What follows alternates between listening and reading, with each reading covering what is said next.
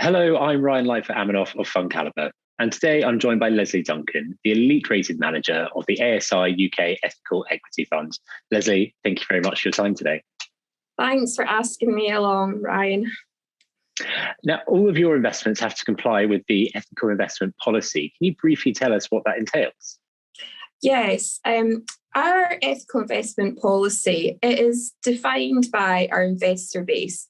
And this is something that we have been doing since 1998.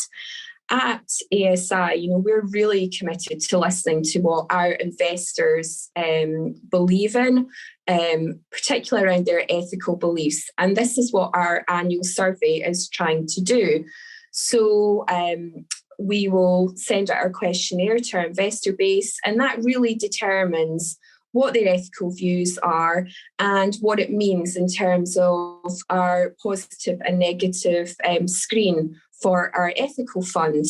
So once we have our screen, that's then applied to the FTSE All Share, and that really determines what our ethical universe is. And because we do have a positive and negative screen, that means that we really have a no compromise screen when it comes to our ethical investing policy. So if a company fails our screen because, perhaps it has, animal testing or alcohol production, we cannot invest in the company. And what we're really looking for is companies who then pass through the negative screen and then move on to our positive screen. And we're really looking for those best companies who are exceeding on those positive metrics to really reflect our ethical policy.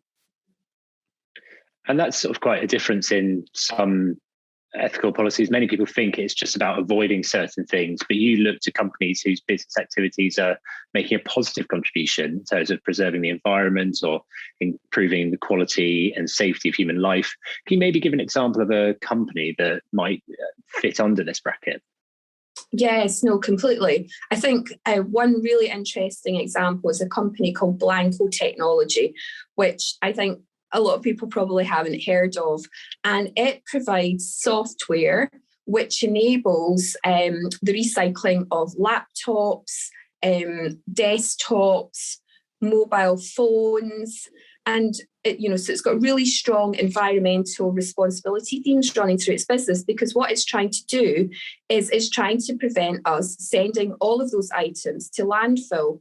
So it has software that can completely clean all the, the information, anything to do with a person's identity off of your hardware, your software, and those products can be recycled and reused, and it prevents, those types of items going to landfill, because, those items they have to be destroyed in landfill, which is, really wasteful. It's not very environmentally friendly. So I'd say that's a really interesting company, that we've been investing in the fund. And a company that perhaps our investors may have heard of is Moonpig. You've recently invested in their IPO.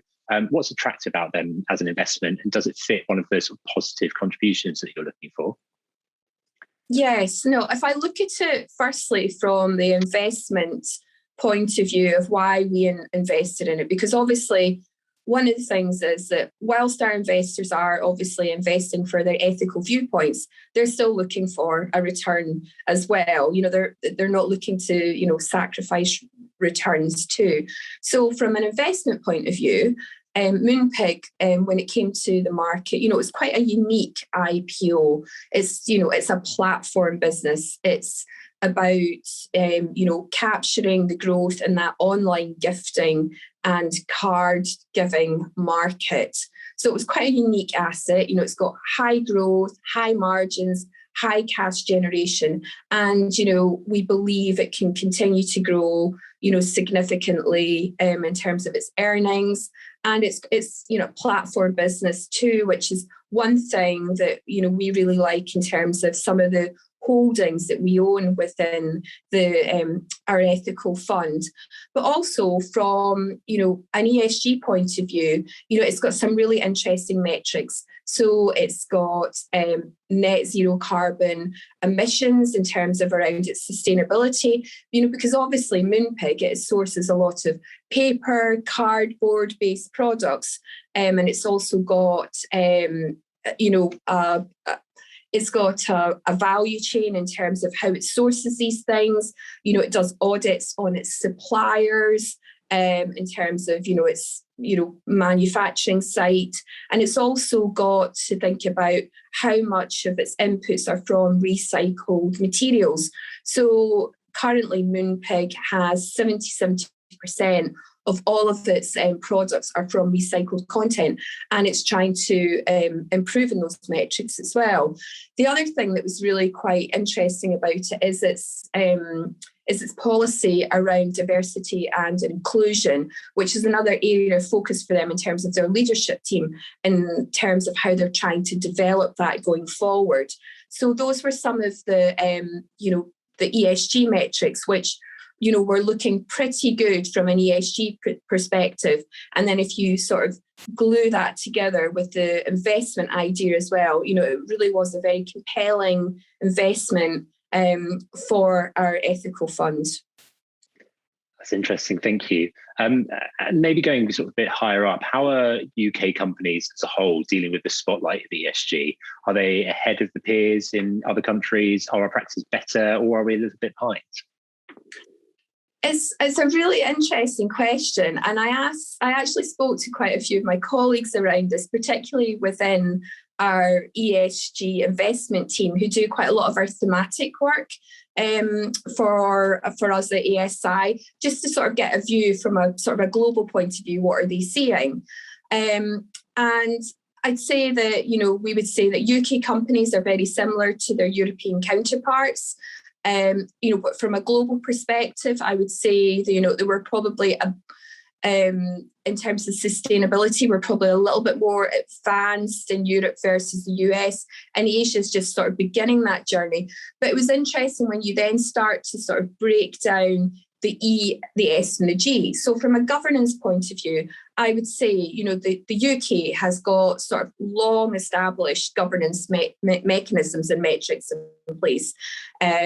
Particularly, if you look at diversity inclusion as well, the UK is probably one of the most advanced globally. We were one of the first in terms of, gender diversity, and the Parker Review is also looking to drive forward standards on ethnic diversity as well. So I think that's a really interesting thing to sort of pull out from a social point of view. Obviously, the UK,